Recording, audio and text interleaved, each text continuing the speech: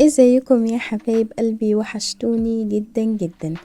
تعالوا قضوا معايا يوم عشوائي من حياتي. اول حاجة بدأت ان انا اجيب الماسكات بتاعتي النهاردة واحط منها، قررت بقى من دماغي. فاول حاجة جبت الماسك اللي هو بالتوت الاحمر ده، انا كنت جايبهم اصلا من العيد، ودي تاني مرة اجربهم فيها.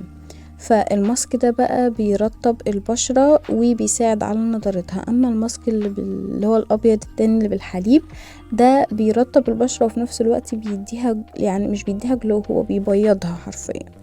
فاول حاجة بقى حطيت من الماسك ده،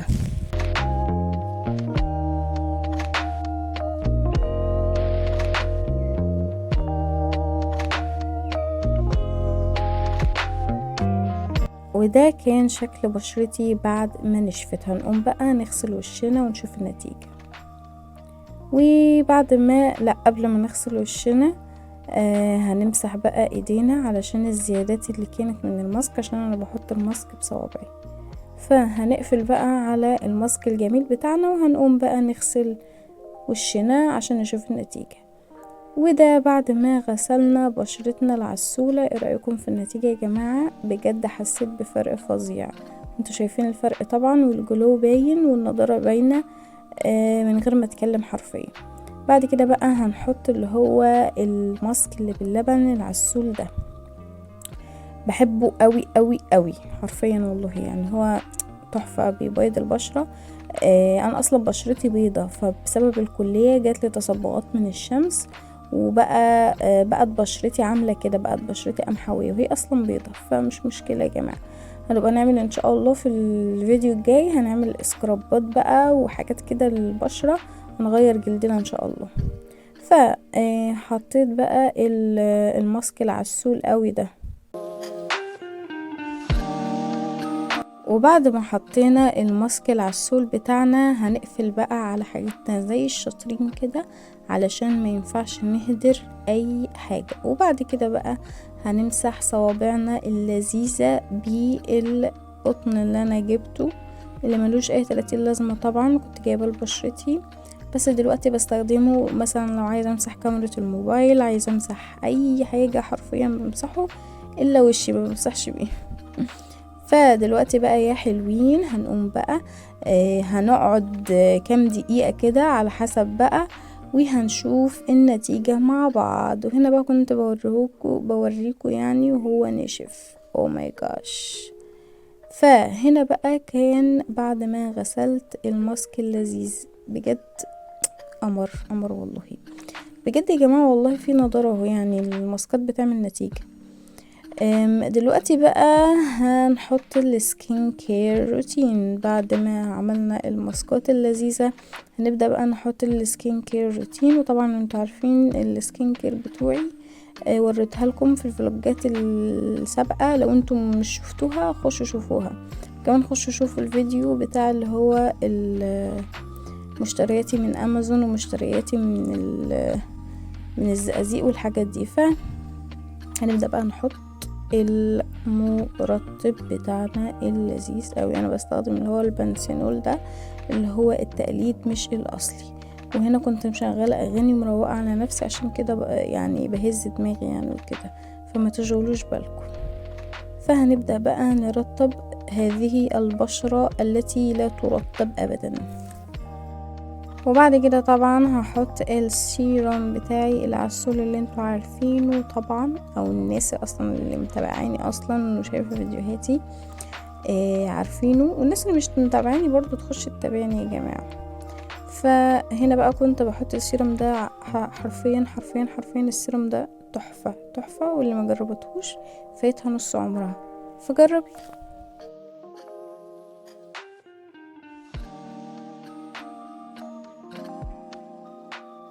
وبعد كده هنستخدم التونر. وانا بستخدم الزيت بتاع جونسون ده كتونر، وحرفيا بيخلي البشرة فيها جلو مش طبيعي، زي ما تكون حاطة اي حاجات السكين كير بتاعت الكوريين، المنتجات السكين كير بتاعت الكوريين حرفيا. فبحب احطه جدا، وبحب احطه على حواجبي واحطه على رموشي حرفيا بيطول الرموش وبيكثف الحواجب وكمان بيطول الضوافر. فبجد بجد بجد بتاع ده زيت الجونسون ده حرفيا خرافة. انا معرفش انا بلطم ليه على وشي او بخبط كده في وشي، مش عارفة، بسقف في وشي حرفيا. فمش عارفة، كل ما احط اي حاجة على بشرتي احب اخبط كده.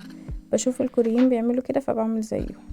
انا الكوريين دول لو رموا نفسهم من البحر هرمي نفسي وراهم حرفيا. فبصوا بقى الجلو، واو very very beautiful oh my god. فهنا بقى هنبدأ نحط الصن بلوك. طبعا بحط صن بلوك حتى لو قاعدة في البيت، على طول لازم احط صن بلوك، الكلية علمتنا الكحرطة. فالمهم يا الله، شفتوا بقى الصن بلوك عامل ازاي؟ عامل زي المية حرفيا، بقاله زمن معايا من ساعة الكلية يا وليه. فمش مشكلة هنستعمله برضو، هو طالما مخلصش مش هنرميه، لازم نستعمله. على فكرة هو حلو برضو، بيخلي فيه نضارة للبشرة وبيحميها برضو من الشمس، فهنستعمله عادي يعني. ليه يعني نرميه؟ للتبذير. فدلوقتي بقى هنبدأ نعمل بقى بشرتنا بهذا الصن بلوك. بصوا يا جماعه بقى الجلو يا جماعه، بجد انا مش مصدقه حرفيا، حاسه ان انا حاطه منتجات كوريه. بصوا بجد بشرتي بتلمع، مش شايفين؟ ايه بشرتي اهي، بجد حاسه ان انا حاطه حاجه من بتوع السكين كير الكوريين، المنتجات الكوريه دي. دلوقتي بقى هنبدأ بقى نلم بشرتنا او نعمل بشرتنا بالجواشة العسولة دي علشان تحافظ على شباب بشرتنا. فانا بحب الجواشة جدا، واللي ما بتستعملش الجواشة دي فايتها كتير حرفيا، وهتكبر في السن وهتعجز وهتبقى كحروطة وهتبقى عجوزة فانت لازم تستعملي الجواشة. انتوا مش هتصدقوا ان انا عندي 19 سنة، وكمان في شهر 10 هيبقى عندي 20 سنة. فحرفيا انا كتكوتة صغيرة ومش باين عليا عمري. كل اللي بيسألني بيقولي انت مش باين عليك عمرك ليه؟ اقول لهم يا جماعة انا بستعمل الجواشة عادي وبكبر دماغي، محطش اي حاجة في دماغي، ومقضية حياتي كده، عايشة سني وبغني وبحب الحياة. قلبي عايش سنينه وسنينه بهواه. فكبروا دماغكم واستعملوا الجواشة وحافظوا على بشرتكم، وانتوا هتحسوا بالسعادة الفظيعة الجميلة. دلوقتي بقى سيبكم بقى من الهبل اللي انا بقوله ده. دلوقتي بقى هنبدأ نحط الليب بالم. الليب بالم البينك اللي انا بموت فيها دي، حرفيا عسل عسل عسل عسل. بتخلي الشفايف حرفيا يا جماعة موردة موردة موردة. لو حطيتي حتة صغيرة منها بس شفايفك كلها بتحمر حرفيا. فانا I like this والله، انا بحبها موت. قمر قمر يا بنتي يا عايدة، والله انا عسل والله. فدلوقتي بقى بعد ما حطينا الليب بالم هنعمل ايه بعد كده بقى يا حلوين؟ دلوقتي بقى بنوريكم الفاينل لوك او الشكل النهائي بتاعنا من غير ميك اب، من غير فلاتر، عسل. دلوقتي بقى هنبدأ نفطر. وطبعا الفطار بتاعنا very simple، بسيط جدا جدا. طعمية حبيبة المصريين، اي مصري لازم يفطر طعمية، دي معروفة يعني. مع البيضة بتاعتي، مع الباذنجان او البرنجان، البرنجان المشطشط ده طبعا. انا اصلا عندي الاملاح، والدكتور منعني ان انا اكل اي حاجه فيها ملح حرفيا، فانا اي حاجه لازم اغمسها بالملح، فما عنديش دم خالص، فمش مشكله بقى، كله هيجي على دماغي، فمش مشكله. هنا بقى كنت بشرب ميه سلطه.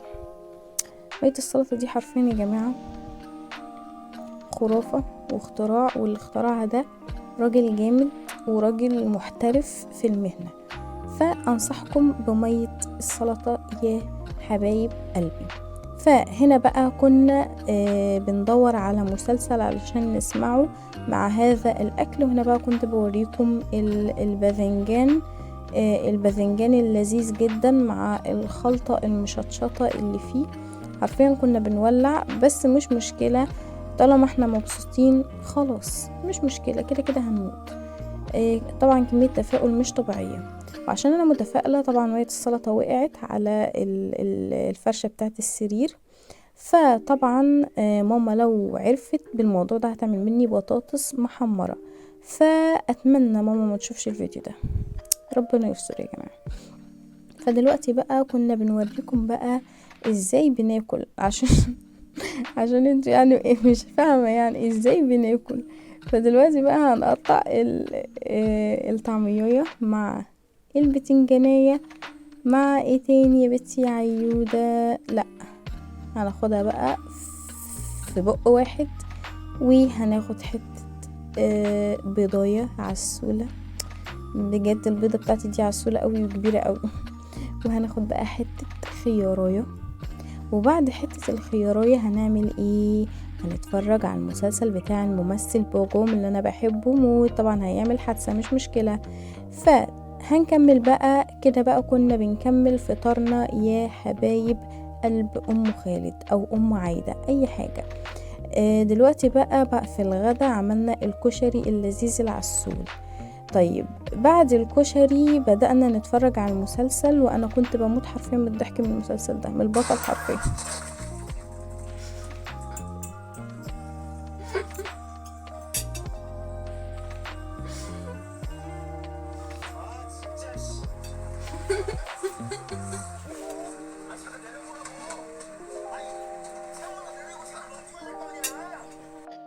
وهنا كنا خلصنا طبقنا زي الشاطرين، داخلين بقى نجهز الفروتس او الفاكهة بتاعتنا يا حلوين.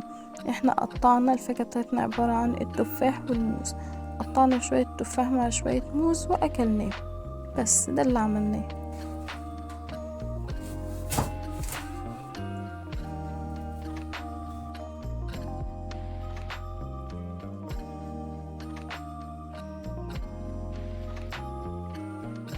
وهنا قررت بقى اكل الفروتس بتاعتي او ماي فروتس، اتفرج على مسلسلي المفضل مع ممثلي المفضل، واستمتع بالاجواء، والمروحة شغالة طبعا، واجواء ولا في الخيال حرفيا تحفة.